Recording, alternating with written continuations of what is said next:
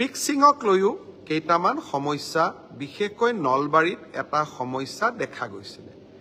আমি এইকেইদিন national women commission আৰু বিভিন্ন কেন্দ্ৰীয় চৰকাৰৰ পৰীক্ষাত ফ্ৰিস্কিং কেনেকৈ কৰে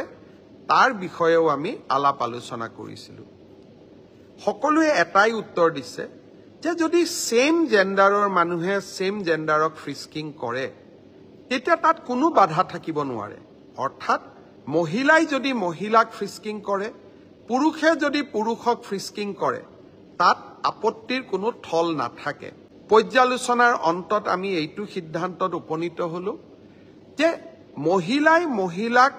ফ্ৰিস্কিং কৰাত কোনো বাধা থাকিব নোৱাৰে পুৰুষে মহিলাক ফ্ৰিস্কিং কৰিব নোৱাৰে কিন্তু মহিলাই মহিলাক ফ্ৰিস্কিং কৰিব পাৰে আজি বিভিন্ন জনৰ লগত পৰামৰ্শ কৰি আমি এই বিষয়ে খবৰ ললো সেই ধৰণে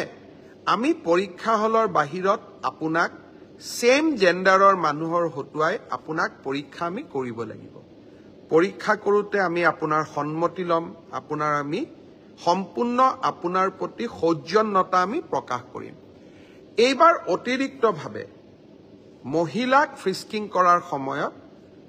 ছোৱালী পৰীক্ষাৰ্থীক ফ্ৰিস্কিং কৰাৰ সময়ত বা তালাচী চলোৱাৰ সময়ত সেই পৰীক্ষা কেন্দ্ৰত অতিৰিক্তকৈ আশা কৰ্মী বা অংগনবাদী কৰ্মী উপস্থিত থাকিব যাতে তেওঁলোকে যাতে গোটেই ব্যৱস্থাটো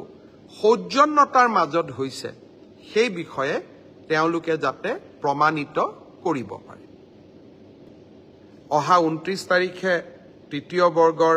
আৰু দুটা পৰীক্ষা দুই বেলা অনুষ্ঠিত হ'ব যোৱাবাৰ হৈ যোৱা পৰীক্ষাৰ দৰে এইবাৰো পৰীক্ষা যাতে নিকা হয় তাৰ বাবে আমি প্ৰচেষ্টা চলাম খত আকৌ এটা কথাৰে সামৰণি মাৰিছো মহিলাই মহিলাক চেক কৰাটো ফ্ৰিস্কিং কৰাটো আমি আপত্তি কৰিব নালাগে কাৰণ বিভিন্ন বিমান বন্দৰৰ পৰা বিভিন্ন পৰীক্ষাত তেনেকৈ চেকিং কৰে খালি চেকিং কৰোতে পুলিচে প্ৰাৰ্থীসকলক সৌজন্যতা দেখুৱাব লাগে শ্ৰদ্ধাৰে সৈতে চেকিং কৰিব লাগে আনজন ব্যক্তিক সন্মান জনাই চেকিং কৰিব লাগে 29 তাৰিখে আমি সেই ধৰণে পৰীক্ষাটো চলাবৰ বাবে